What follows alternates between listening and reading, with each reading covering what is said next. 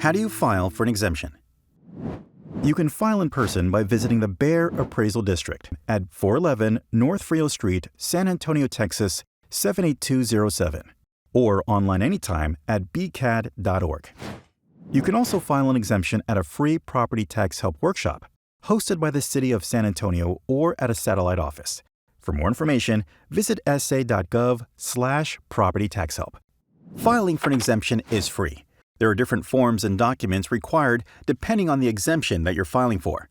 All applications require a valid Texas driver's license or ID that is the same address as the property you are filing for. There are situations that require additional documentation. If you inherited a home from a family member who passed away and their name is still on the property, you will need a copy of their death certificate, a copy of the property's most recent utility bill, a citation of any court record relating to your ownership of the property, such as a probated will. Here are some other situations that require additional documentation that proves you are the owner of the property. A surviving spouse of a member of the armed services killed in action. A surviving spouse of a first responder killed in the line of duty. A disabled veteran or their surviving spouse.